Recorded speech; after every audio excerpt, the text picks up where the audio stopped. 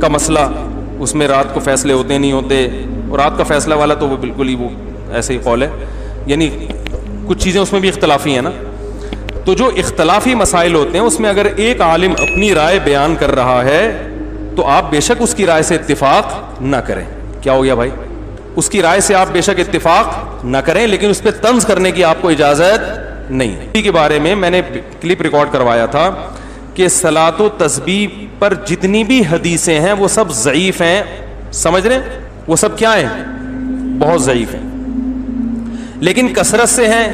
اس وجہ سے جمہور علماء ان کی کثرت کو دیکھ کر صلاۃ و تسبیح کے سنت ہونے کے قائل ہیں کہ بھئی اتنی کثرت سے ہیں، جو ضعیف حدیثیں کثرت سے ہوں تو درجہ حسن تک پہنچ جاتی ہیں. بات سمجھ میں آ رہی ہے؟ نہیں آ رہی؟ اور حسن حدیث بھی قابل قبول ہوتی ہے. تو اصول حدیث کے لحاظ سے بہت سے علماء نے فتویٰ یہ دیا، جن میں حنفی بھی ہیں. علامہ ابن عابدین جو فقہ حنفی کے بہت مشہور مفتی ہیں، محقق ہیں، ان کا بھی یہی قول ہے. اور فتاوی شامیہ میں جس پہ فقہ حنفی میں اکثر فتویٰ اسی پہ دیا جاتا ہے، اس میں بھی ہے کہ صلاۃ و تسبیح پڑھنا کیا ہے؟ سنت ہے. تو ہمارے مدارس میں یہی قول اختیار کیا جاتا ہے کہ سنت ہے. لیکن بعض علماء ایک دوسری رائے بھی رکھتے ہیں. وہ یہ کہتے ہیں کہ ٹھیک ہے، یہ اصول بذات خود تو ٹھیک ہے کہ ضعیف حدیثیں جب کثرت سے ہوتی ہیں تو حسن تک پہنچ جاتی ہیں، لیکن وہ ایک اور بات کہتے ہیں کہ اس نماز کی جو کیفیت ہے، جو طریقہ نماز کا ثابت ہوتا ہے، نبی سے جو تواتر کے ساتھ جو نمازیں منقول ہیں یہ ان سے ٹکرا رہی ہے. یعنی بعض دفعہ کمزور دلیل کو بھی لے لیا جاتا ہے، لیکن اگر وہ کمزور دلیل متواتر دلیل کے اگینسٹ ہو رہی ہے تو پھر اس کو نہیں لیا جاتا. اور خاص طور پر جو امام ابو حنیفہ اس بارے میں بہت زیادہ سخت ہیں. وہ کہتے ہیں قرآن مجید کی آیت متواتر ہے، اسی طرح کوئی حدیث متواتر ہو تو اس کے مقابلے میں اگر خبر واحد بھی آ جائے گی نا، چاہے وہ صحیح ہو، تو وہ اس کو بھی رد کر دیتے ہیں. وہ کہتے ہیں 100% یقینی چیز کی وجہ سے وہ چیز کو نہیں چھوڑا جا سکتا. یعنی ایک چیز جو 100% یقینی نہیں ہے، اس کی وجہ سے اس چیز کو نہیں چھوڑا جا سکتا جو 100% یقینی ہو. اس کی بہت مثالیں ملتی ہیں. حدیث میں آتا ہے کہ البکر بالبکری جلد مئۃ و تغریب عام. کنوارا مرد اور عورت جب زنا کرے تو 100 کوڑے لگاؤ اور 1 سال کے لیے جلا وطن کرو. بالکل صحیح حدیث ہے، بخاری کی حدیث ہے. لیکن امام حنیفہ نے اس حدیث کو کے ظاہر کو نہیں لیا. اب لوگ اعتراض کرتے ہیں امام صاحب نے بخاری کی حدیث چھوڑ دی، یہ اتنی صحیح حدیث چھوڑ دی. بھائی اس لیے چھوڑ دی ہے کہ یہ قرآن کے کیا ہے؟ اگینسٹ ہے. قرآن میں جو زانی کی سزا بیان کی جا رہی ہے وہ یہ ہے کہ الزانیۃ والزانی فاجلدوا کل واحد منہما 100 جلدہ. زنا کرنے والے مرد اور عورت کو 100 کوڑے لگاؤ. اس میں اللہ تعالیٰ نے مزید کوئی سزا بیان بولو نا بھائی نہیں کی. اگرچہ یہ بخاری کی حدیث ہے لیکن قرآن کے مقابلے میں مضبوط نہیں ہے. اس کی یوں سمجھ لیں کہ قرآن کی کوئی ایک آیت کا انکار کر دیتا ہے فوراً کافر.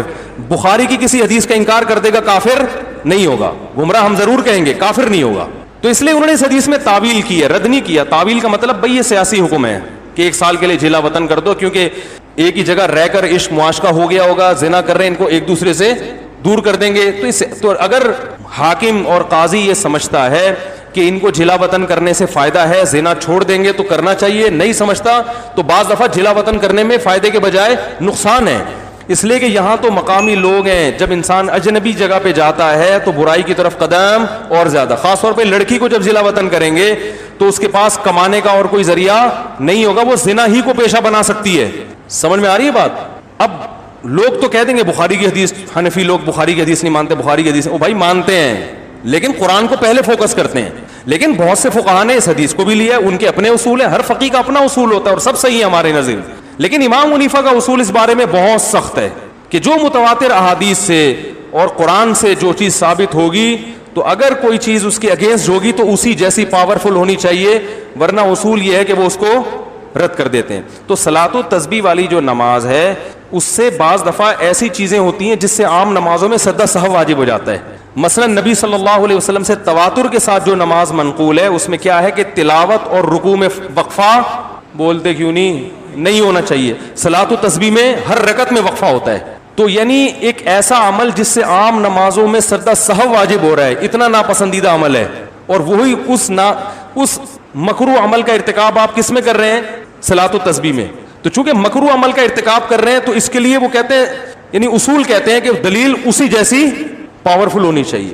لیکن میں نے بتایا مسئلہ اختلافی ہے. جمہور بہرحال اس کے سنت ہونے کے قائل ہیں، اور بعض حضرات اس طرف گئے ہیں. تو میرا رجحان, میں تو نالائق آدمی ہوں, میرا تو مجھے یہ کہتے ہوئے بھی شرم آتی ہے میرا رجحان, لیکن بن تو سکتا ہے نا کسی کے رجحان پر, تو گورنمنٹ کی طرف سے کوئی پابندی نہیں ہے. تو میرا رجحان اس لیے اس طرف ہے کہ بھائی جب صحیح احادیث جو بالکل بے غبار ہیں ان سے اتنی کثرت سے جو نمازیں ثابت ہیں پہلے وہ پوری کر لو, پھر ٹائم بچے تو پڑھ لو. لیکن آپ جب وہ ان کو کریں گے تو وہی اتنی زیادہ ہیں کہ آپ کے پاس اس طرف آنے کا ٹائم نہیں بچے گا. پھر بھی کوئی کر رہا ہے تو بھائی جمہور کا مذہب ہے, ہم اس کو بدعت ہی نہیں کہہ سکتے. علامہ ناصر الدین البانی رحمہ اللہ تعالی, انہوں نے صلاۃ و تسبیح کو سنت کہا ہے, اور دلیل میں صرف عبداللہ ابن مبارک کی تقلید کی ہے انہوں نے, کیونکہ عبداللہ ابن مبارک صلاۃ و تسبیح کے قائل تھے, بہت بڑے محدث تھے.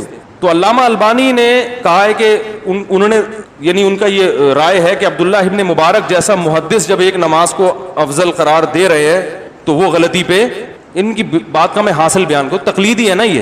تو ہم یہ کہتے ہیں کہ چاروں امام ابو حنیفہ, مالک, شافعی, احمد بن حنبل, یہ نماز جتنی اس کی فضیلت بیان کی جا رہی ہے نا, کہ اتنی فضیلت زندگی میں ایک دفعہ پڑھو نہیں تو. اچھا, بعض علماء نے یہ بھی اعتراض کیا ہے کہ یہ کلام مزاج نبوت کے, ان کی رائے میں یہ منافی ہے, کیونکہ نبی صلی اللہ علیہ وسلم کے اس طرح کے الفاظ آتے ہیں اس میں کہ پوری زندگی میں ایک دفعہ پڑھو, روزانہ پڑھو, روزانہ نہیں پڑھ سکتے تو ہفتے میں ایک دفعہ, ہفتے میں ایک دفعہ نہیں تو مہینے میں ایک دفعہ, مہینے میں ایک دفعہ نہیں تو سال میں ایک دفعہ, سال میں ایک دفعہ نہیں تو بعض حضرات کا یہ بھی رائے ہے کہ یہ جو کلام ہے نا یہ بھی مزاج نبوت سے میچ نہیں کرتا, یعنی آپ صلی اللہ علیہ وسلم کی حدیثیں اس طرح کی ہوتی نہیں ہیں. یہ بعض حضرات کا یہ خیال ہے. تو اور دوسرا, ائمہ اربعہ سے اس بارے میں کچھ بھی منقول نہیں ہے. اتنی امپورٹنٹ اور اہم نماز نہ امام ابو حنیفہ سے کچھ منقول ہے, تو یہ اتنے بڑے بڑے علامے جو اپنے وقت کے بڑے بڑے امام تھے, ان سے یہ حدیث مخفی کیسے رہ گئی؟ سمجھ میں آ رہی ہے بات؟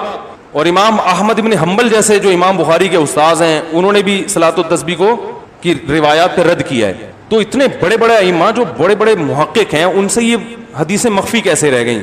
تو بہرحال دونوں طرف ہیں. میں پھر بھی بتا رہا ہوں کہ میں اپنی رائے پر مصر نہیں ہوں.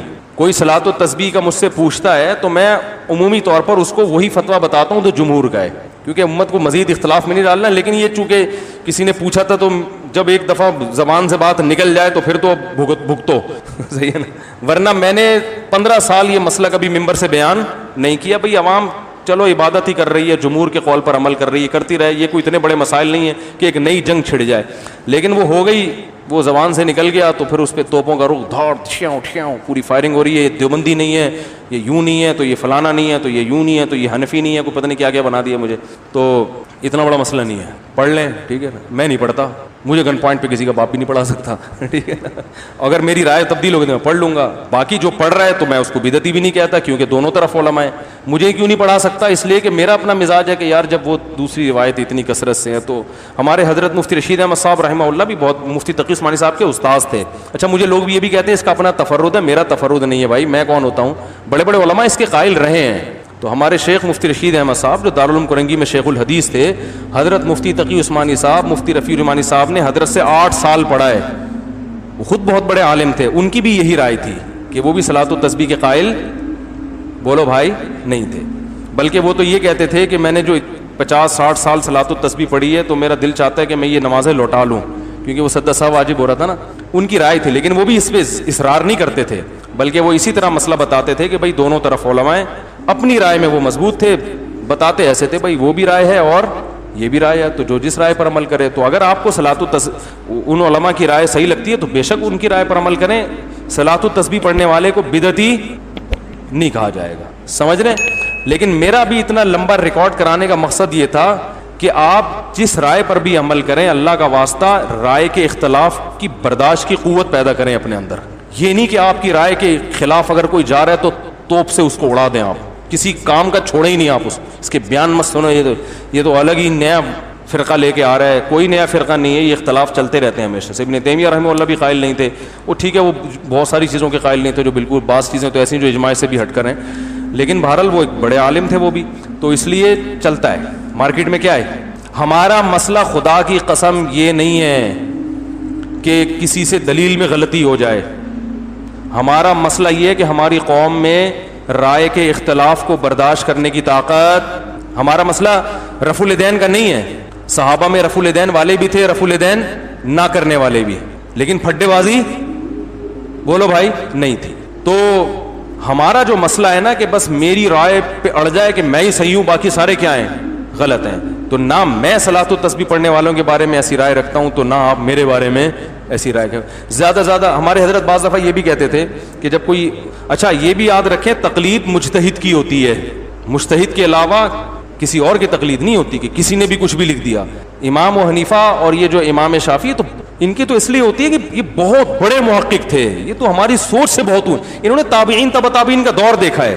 ان میں غلطی تو ان سے بھی ہو سکتی ہے, لیکن ان میں غلطی کا امکان ہم میں جتنا امکان ہے نا اس سے کم ہے, ہم میں غلطی کا امکان زیادہ ہے. مجھے ایک صاحب کہنے لگے کہ یار امام حنیفہ سے غلطی نہیں ہو سکتی. میں نے کہا ہو سکتی ہے, لیکن آپ کی جو تحقیق ہے نا اس میں غلطی کا امکان امام حنیفہ کی تحقیق سے غلطی کے امکان سے زیادہ ہے.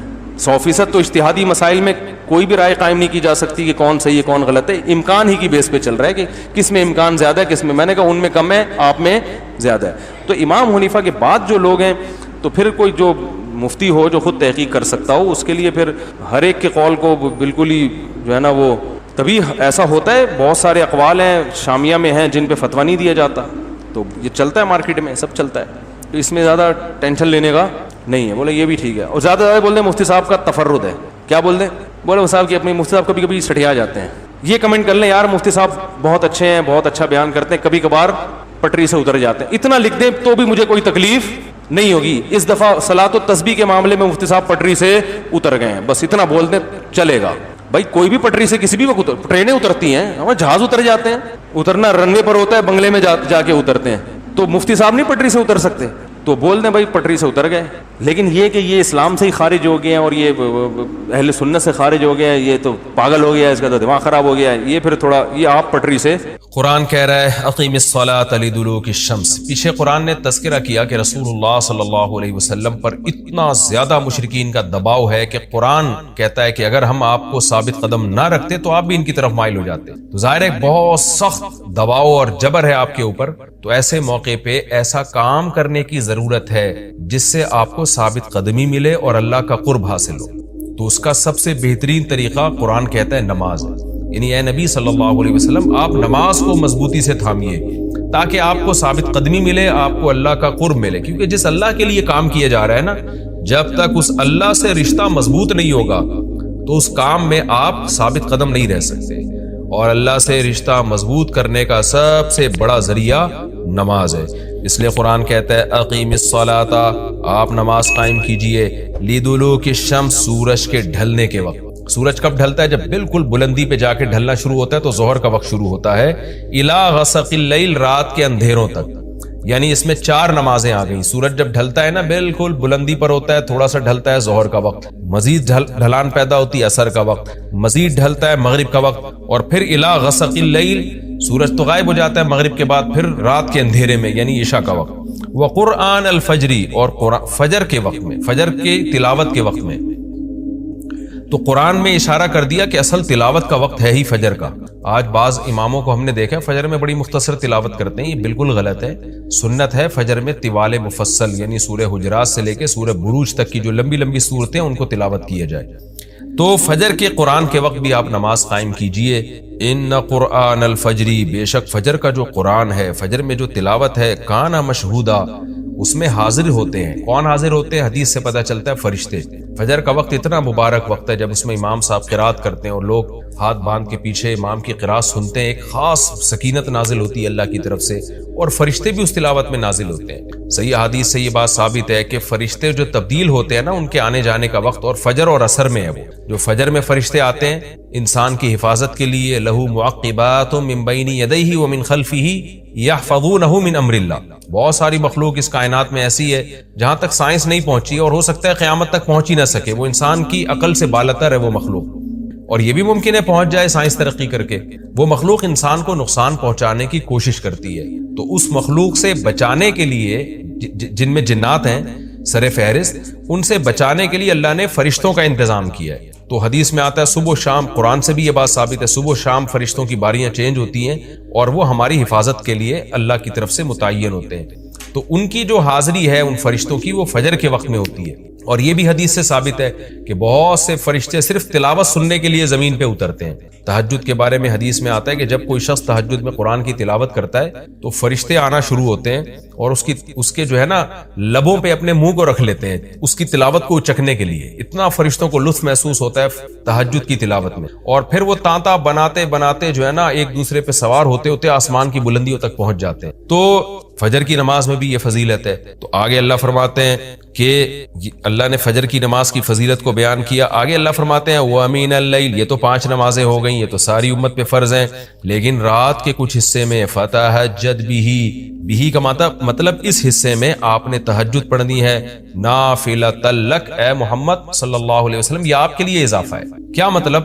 یا تو نبی صلی اللہ علیہ وسلم پہ 6 نمازیں فرض تھیں، یعنی 5 فرض کے علاوہ تہجد بھی فرض تھی، تو اس لیے قرآن نے کہہ دیا کہ امت پہ تو 5 فرض ہیں نافلۃ لک، لیکن یہ تہجد آپ کے لیے اضافی ہے، یعنی آپ پر 6 نمازیں فرض ہیں. ایک مطلب تو یہ بھی ہو سکتا ہے. اور جو علماء اس کے قائل ہیں کہ نہیں نبی پر تہجد فرض نہیں تھی، تو ان کے نزدیک اس آیت کی تفسیر یہ ہوگی کہ یہ آپ کے لیے ایک اضافہ ہے اللہ کے قرب حاصل کرنے کا. یعنی 5 نمازیں تو پڑھنی ہی پڑھنی ہے، لیکن آپ اللہ کے قرب کے لیے ایک اضافی چیز بھی آپ کو دی جا رہی ہے تاکہ آپ کے درجات اور زیادہ بلند ہو. تو ایسی صورت میں یہ صرف نبی کے ساتھ خاص نہیں ہے، کیونکہ خطاب نبی سے چل رہا ہے، اس لیے اللہ نے کہہ دیا آپ کے لیے اضافہ، ورنہ حقیقت میں پوری امت کے لیے یہ اضافہ ہے. آگے اللہ فرماتے ہیں عَسَىٰ أَن يَبْعَثَكَ رَبُّكَ، امید ہے کہ آپ کو آپ کا رب پہنچا دے مقام محمود تک. یہ مقام محمود کیا ہے؟ شفاعت کبریٰ، یعنی تمام پیغمبر نبی کے پاس آئیں گے کہ آپ سفارش سے آغاز کریں، یعنی سفارش کا آغاز آپ سے ہوگا، پھر آپ صلی اللہ علیہ وسلم سفارش کریں گے. تو یہ ایک سب سے اونچا مقام ہے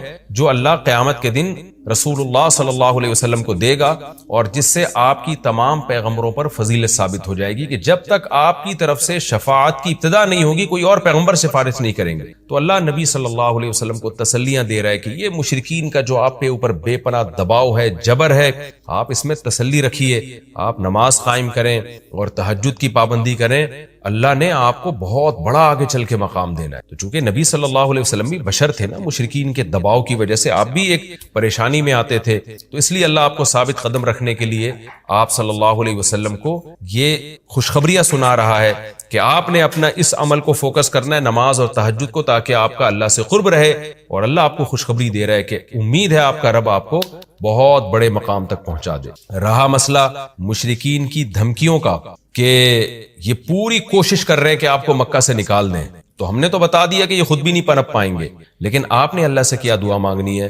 وَقُلْ رَبِّ، کہہ دیجئے اے میرے رب، ادخلنی مدخل صدق، مجھے مکہ میں داخل کیجئے مرغوب داخلہ، اچھا داخلہ، اور مجھے مکہ سے نکالیے بھی اچھے طریقے سے، یعنی اچھا نکلنا ہو میرا، ایسا نکلنا جس کے نتائج اچھے ہوں. اس میں اشارہ ہے کہ آپ صلی اللہ علیہ وسلم کو مکہ سے نکالنے پر مجبور کیا جائے گا، اور ایک وقت آئے گا کہ آپ مکہ سے نکلیں گے. تو اللہ اپنے حبیب صلی اللہ علیہ وسلم کو پہلے سے دعا سکھا رہے ہیں کہ آپ اللہ سے دعا مانگے، اللہ جب میں نکلوں تو میرا داخلہ بھی اچھے طریقے سے ہو اور میرا نکلنا بھی اچھے طریقے سے ہو، یعنی پسندیدہ نکلنا ہو. سوال پیدا ہوتا ہے نکلنے کا عمل تو پہلے ہے اور مکہ میں داخلے کا عمل بعد میں، تو نکلنے کا تذکرہ پہلے ہونا چاہیے کہ اللہ مکہ سے مجھے اچھی طریقے سے نکال، اور مکہ میں مجھے داخل بھی اچھے طریقے سے کرنا.